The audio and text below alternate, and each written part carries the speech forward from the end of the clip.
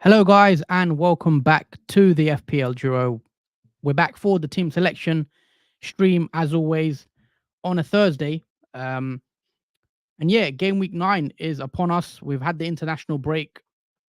I can't say I enjoyed too much of the international football, but I'm glad Premier League's back, and I'm glad that we're back streaming and talking FPL again. How you been, Jordan? And is everything good?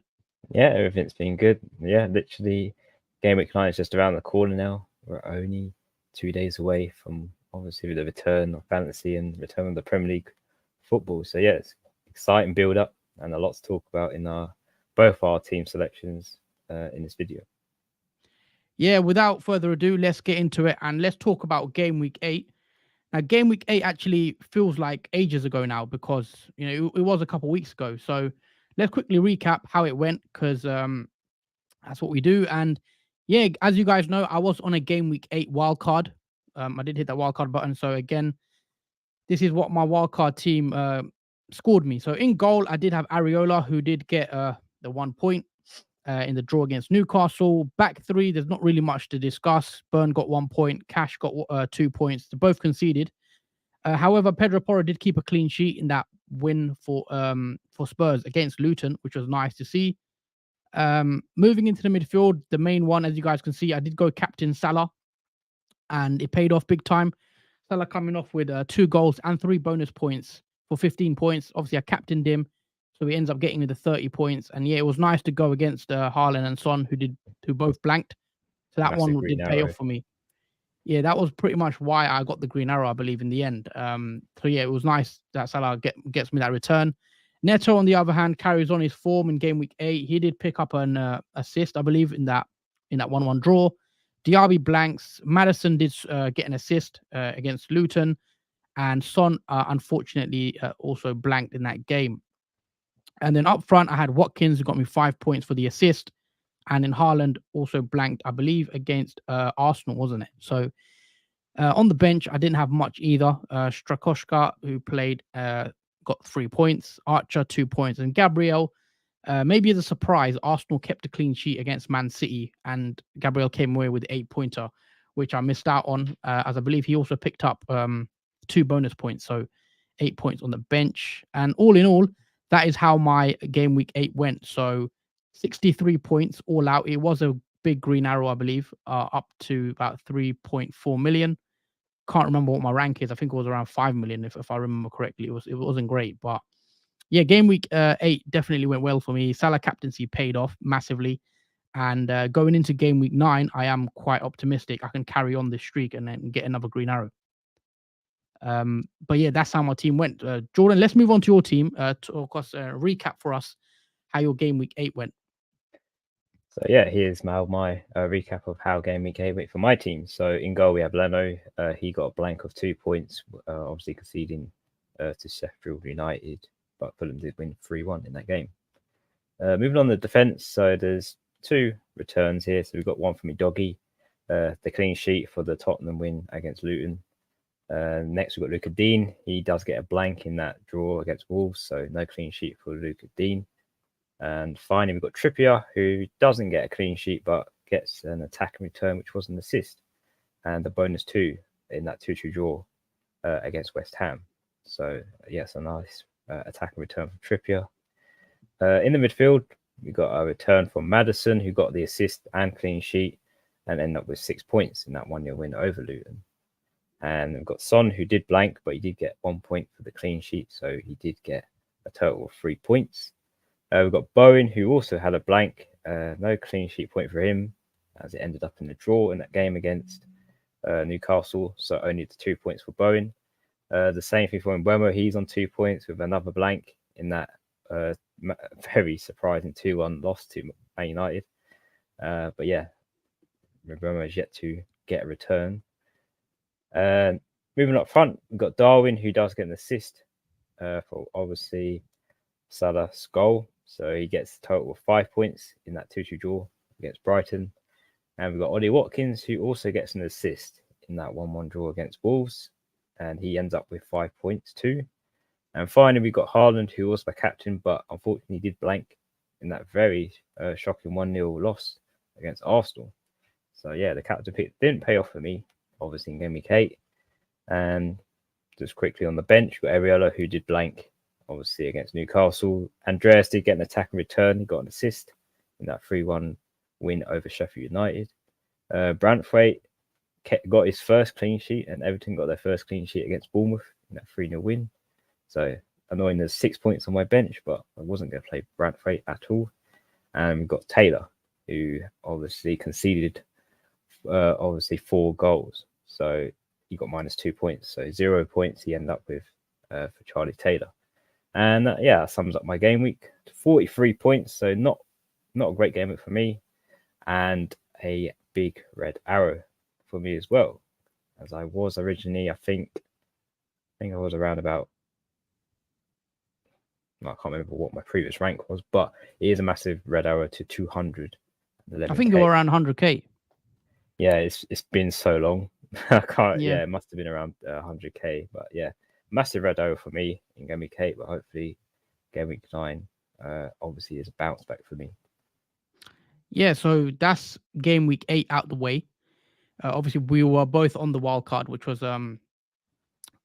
nice. But Game Week 9, let's pull up how our teams look like, our bus teams, and talk about transfer plans as well as who we're looking at as captaincy options as well. So let's move it along. This is currently my team right now. You see on the screen. This is what my team currently looks like for Game Week 9. So let's start off with the goalkeeper. I am playing Areola, who has a nice fixture. Well, I say nice, but I don't expect a clean sheet. He's going to play Villa away. So I can see Villa scoring in that one. So yeah, Areola does start for me in goal. I've got Strakoschka on the bench, who did play against Man United, but he was pretty poor against Man United. Probably should save that second goal from McTominay, but that was only because Flecken was ill, I believe. So yeah, Areola gets the opportunity in the net for me. Moving along to the back three, I've got Dan Burn, who has Palace at home. I think Dan Burn should be fit. I mean, he should be fine for this game. Playing left back. Palace at home again is a decent fixture, I think, because as we've seen, Newcastle, they have kept a few clean sheets recently before the international break. Palace at home, we know Newcastle are strong at home, so I'd expect a clean sheet here for Dan Burn, and hopefully he can kind of negate the Trippier points, because obviously I don't have Trippier in my team, and I'm hoping that Dan Burn could maybe get a goal or something on a set piece. Well, Crystal Palace are struggling with injuries, especially in that obviously the attacking players are out, so that does give Newcastle that clean sheet. Yeah, I think Eze's out still, so that could be a boost to Newcastle's chances of actually keeping a clean sheet. In regards to Matty Cash, my next defender, he's got West Ham at home, obviously a clash with Areola. Now, Matty Cash has been playing well. We know he's kept a few clean sheets and got a few attacking returns. And I think Matty Cash, there's not much to say. He's quite popular in a lot of our teams. And again, against West Ham, I'm hoping for an attacking return if you can get one. In terms of the fixture, I think Aston Villa have been impressed me so far this season. And with Matty Cash, I think he's coming off. He had a blank against Wolves in the 1-1, I believe. But before that, he did pick up back-to-back 6 points against Brighton and Chelsea for his I think it was a clean sheet and the assist. So he has had a nice start to the season. I'm hoping he can carry it on. Pedro Porro, who has Fulham at home, again, it's a decent fixture for Spurs.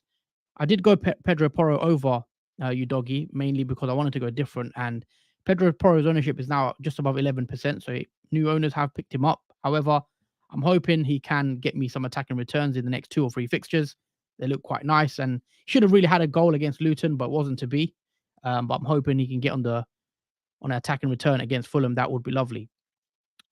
Moving along into that midfield 5, I've got Salah at home against Everton. Again, I think Salah is a player that I'm excited to own for this one. Liverpool do play the early kickoff, so there's always that thing that people say don't back the early kickoff. So, but I think it's a good fixture for Salah. I know Liverpool's record isn't great on half 12 kickoffs after international break, so that does slightly worry me. But Liverpool have played more than double the next team when it comes to international 12:30 kickoffs after an international break. I think Liverpool have played 14 games at 12:30 after international break, and the next team is Spurs on 6. So it's a big swing for Liverpool there. They're playing a lot of early fixtures, which I'm sure Liverpool will complain about. But however, still a good fixture. It's at Anfield. Salah has a good record against Everton, and I'm hoping he can get me a nice little haul in this game. Are you not tempted to captain Salah for that fixture, or are you still stuck on obviously Haaland at the moment?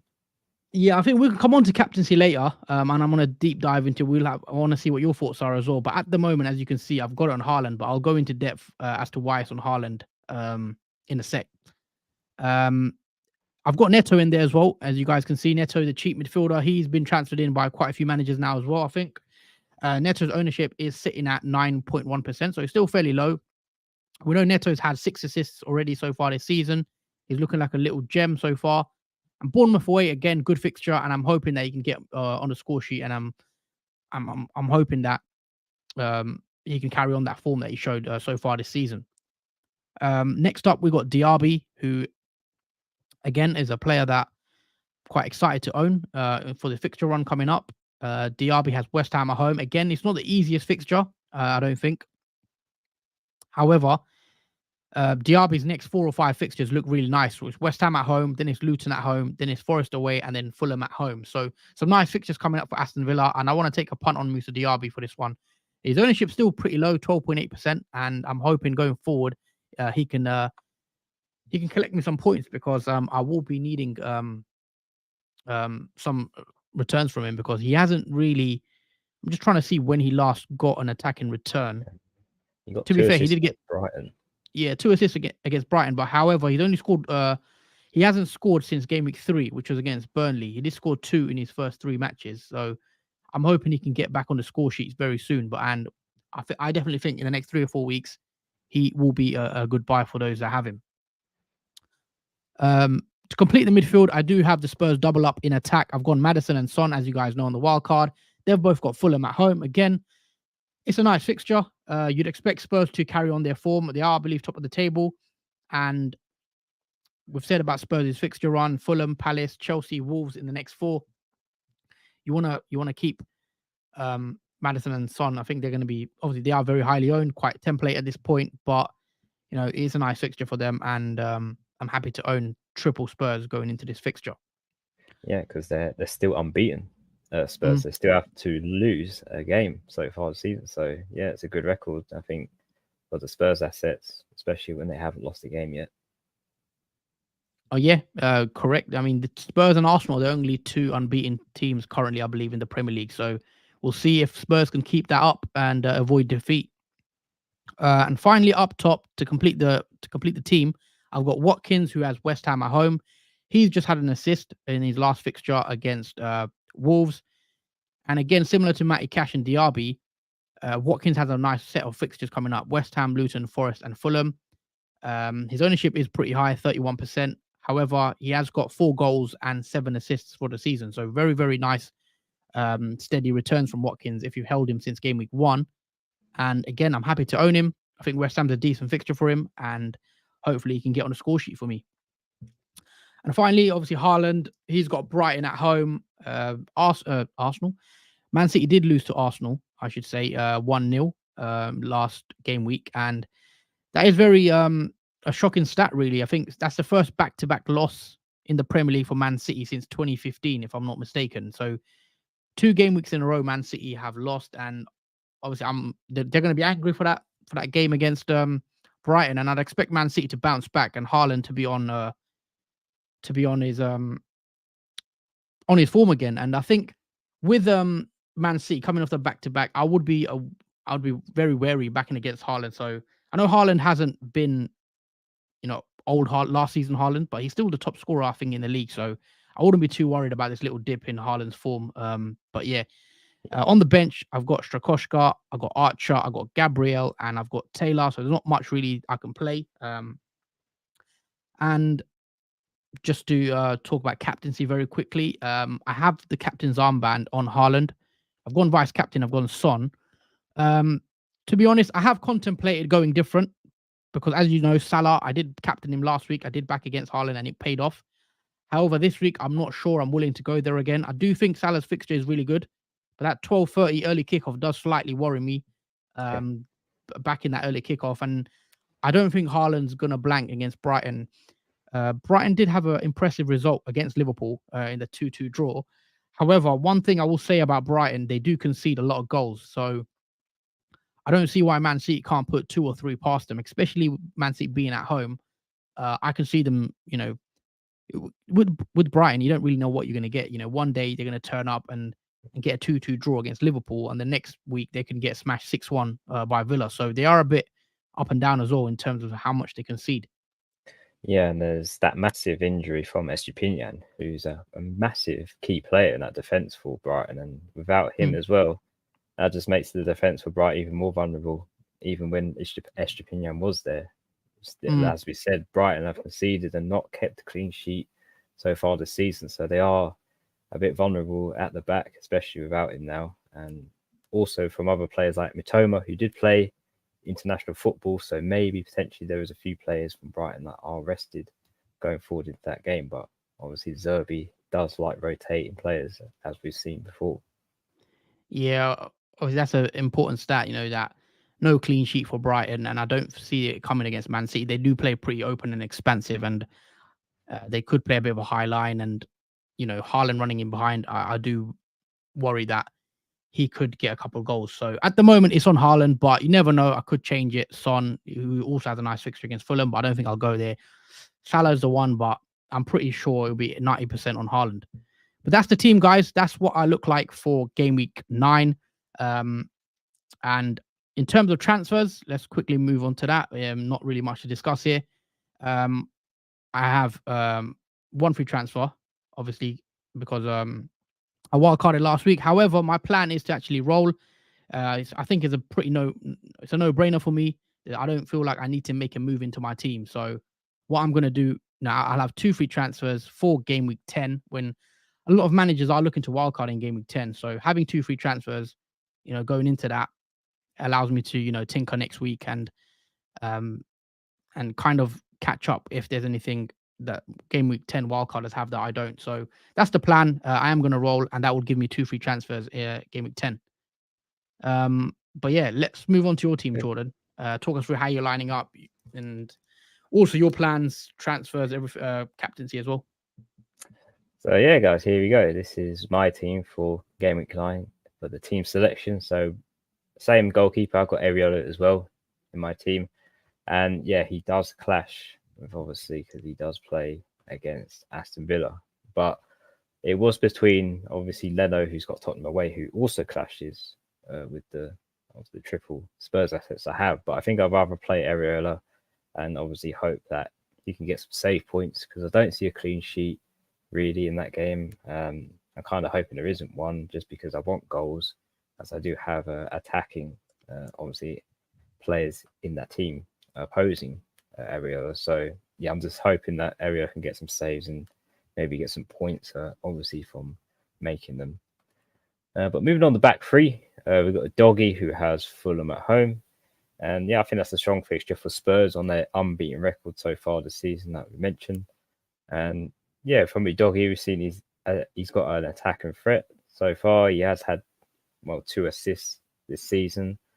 Yeah, I do expect more, obviously, attacking returns from Doggy, who's played really well for Spurs in that position. He seems unopposed, so there's not really anyone that can potentially replace him yet.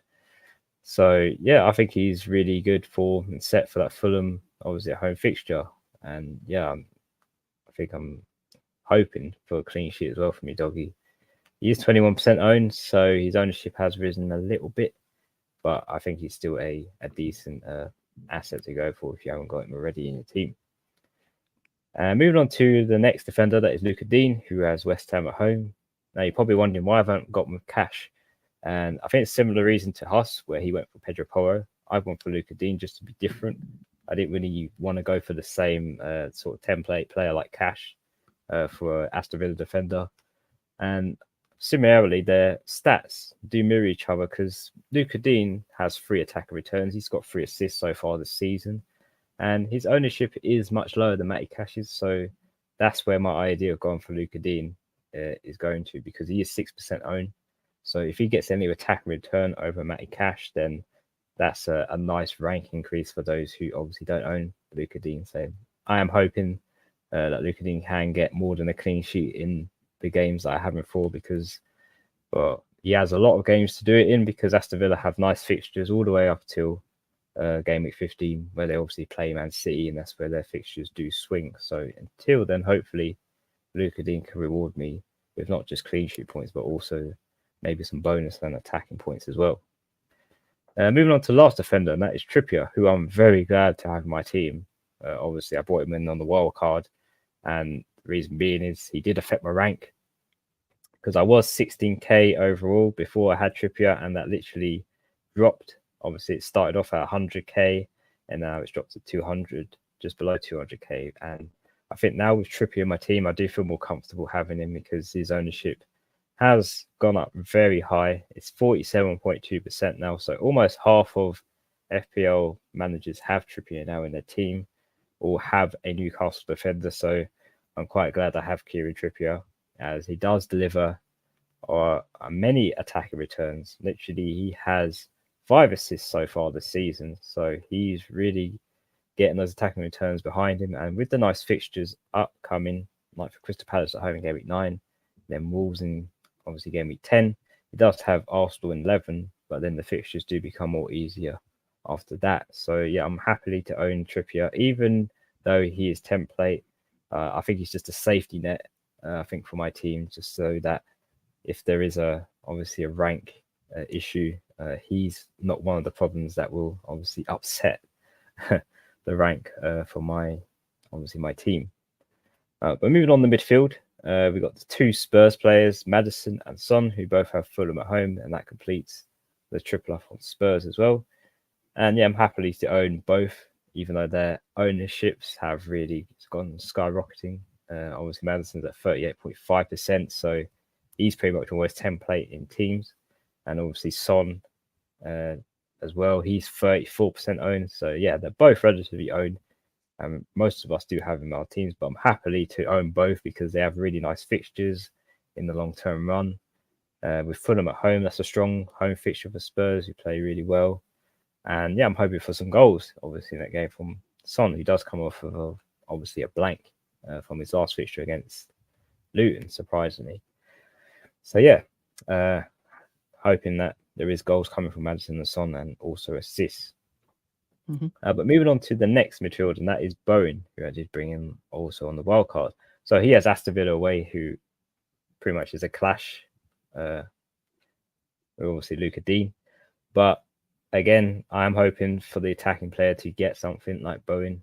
Is why I brought him in to my team. He is 18.5% owned, so he's not really owned that much. So he does make a rank difference if he is to get a goal. He does come with a blank in that 2-2 draw, but he has had quite a few returns beforehand. So he's had 5 goals so far this season and 1 assist. So I'm hoping he can obviously get more while I have him owned. But he has nice fixtures all the way up to, well, pretty much game week 19, where he has Arsenal away. So he has plenty of time to impress me, and hopefully he can also get me some points in that midfield.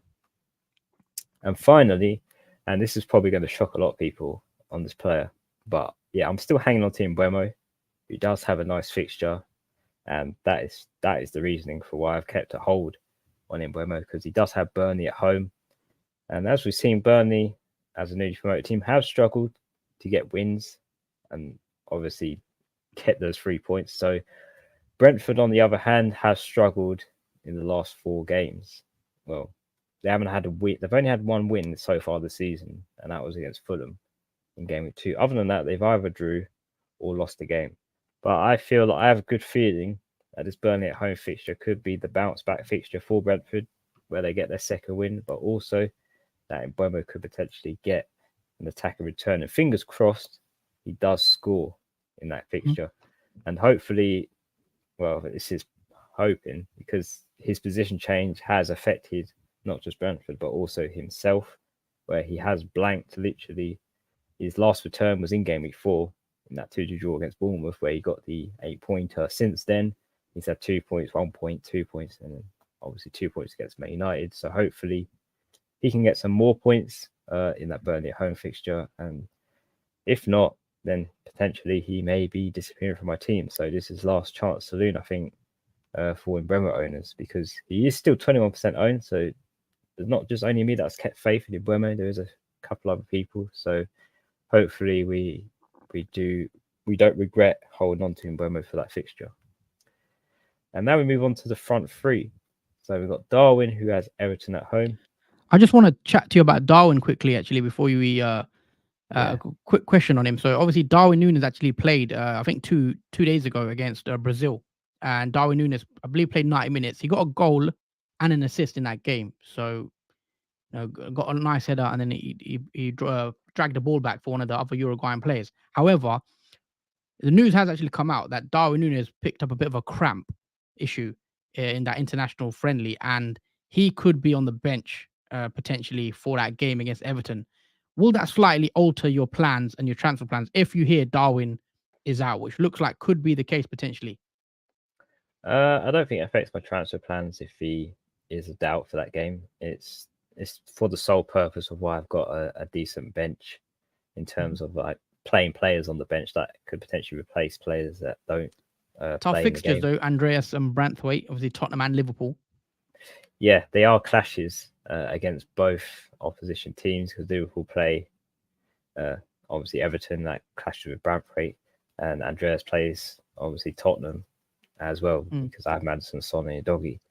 But even if it is the case where Darwin doesn't start at all in that game and Andreas comes on, there's always a possibility Andreas could get an attack and return, like an assist or whatnot. So I wouldn't feel as bad.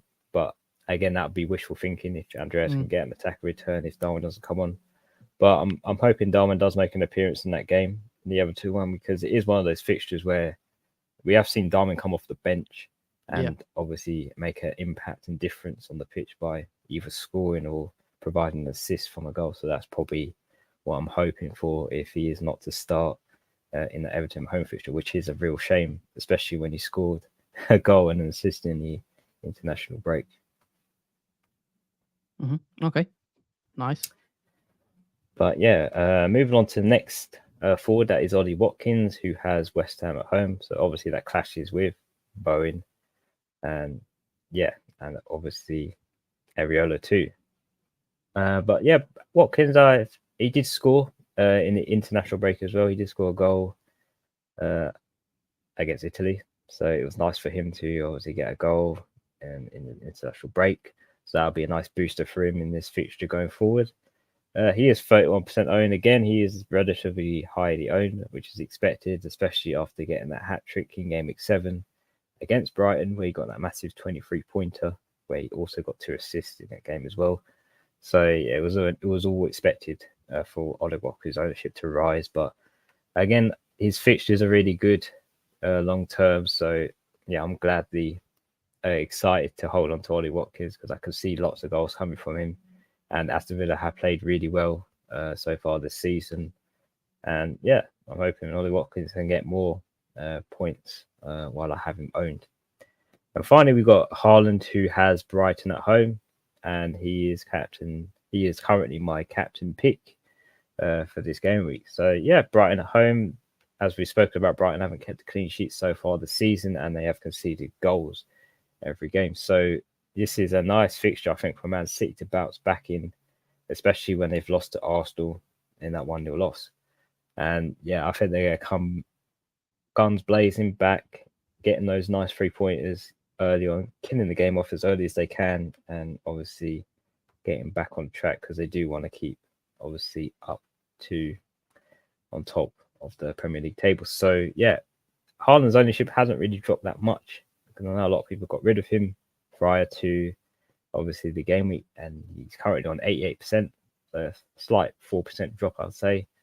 But yeah, he's still a danger for those who don't own him, as well as those who don't captain him either. So I wish you guys luck for those who don't have Haaland in that game. Hopefully you wished for him to blank in that Brighton fixture. But yeah, it'll be an interesting one to watch, I think, on both sides. And then quickly on the bench, we've got Leno, who has Tottenham away. So obviously I'm explain why I'm not playing Leno. Andreas, he has Tottenham also, and he's my first team bench. We've got Brantford, who's got Liverpool away, second team bench, and we've got Taylor, who runs Brentford away. So that is my Game Week 9 team going forward. And yeah, that's pretty much it. Oh, also transfers. Yeah, transfers. I also got that. It's pretty much the same. I'm also going to roll the transfer because this is literally the wildcard team that I went with. So it kind of makes sense not to really use a transfer with the team set up like it is now. So yeah, I will be obviously rolling the transfer over to Game Week 10 where I have 2. So it'll be nice going forward with obviously 2 free transfers. The first time this season for not using one in a game week. So yeah, I'm quite happy to roll over. And obviously the formation has changed to a 3-4-3. Okay, yeah, nice one. So that's both our teams now for Game Week 9 out the way. That's how we're lining up. Let us know, guys, what you think of the teams as well. Let us know what you guys are doing as well with your teams and transfer plans, etc. Get your questions in, and we're going to answer some right now. Dan says, evening, guys. 58 last week and a green arrow to 180k overall. Evening, Dan. But yeah, nice to get a green arrow. And yeah, I also got a green arrow, and it was after a couple of reds in a row. So yeah, it is nice to get a green arrow after a couple of bad weeks for myself. But yeah, nice to see you got one as well. Neil says 100k to 200k is not a massive red arrow, which is also a fair comment. I think this was in regards to my team. Flecken is a doubt for Brentford, so why not start the Brentford keeper? I mean, I could still play Strakoschka. He's got Burnley at home. I'm going to wait and see for team news. If I see Flecken's still out, then yeah, I could be tempted. Definitely. We'll see how that goes in the deadline stream. David says, don't think you could have used a wild card any better. Haas team looking very tasty now. Yeah, thanks for that, David. I did play the wild card with the next few weeks in mind, and yeah, I think the players I have, I'm quite happy with, and I'm very happy to roll this week. So yeah, I think it's set up quite nice, and hopefully I can get another green arrow in game week 9, and having 2 free transfers as well. And for 10, I'm quite confident. But yeah, let's see how it goes. I'll let you take this comment, Jordan. Benching question for game week 9. One of Son, Alvarez, Neto, Diaby, or Foster?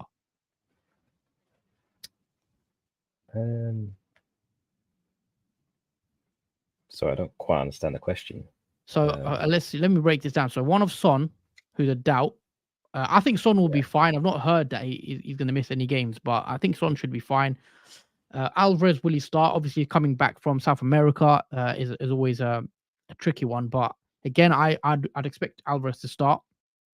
And Neto, I don't see why Neto won't start either. So I'd probably bench. If you've got all those players, then you probably have to bench Diaby, surely. Out of those guys. Yeah, or Foster. Yeah, I'd bench Foster. Yeah, I mean, Diaby, it'd probably be Foster, I think, out of those picks. I don't feel I'd want to bench Son, Alvarez, or Neto, especially with the ownerships are really relatively high. I think Foster's is a safe bet to bench. Mm-hmm. And this is in regards to your team. Any plans on using that 2 million in the bank in the upcoming games? Do you know what you're doing? Any players that you want, etc.? For the upcoming, obviously, games for that 2 million, there could be potentially a way to bring in Salah if I need to in an emergency. That's the reason being why I've got a bit of money in the bank, just in case I need to obviously bring Salah back in if he becomes a danger to my team. Because obviously coming off of that massive haul in Game Week 8, did put a dent in the rank as well because of that. Obviously, some people did captain Salah.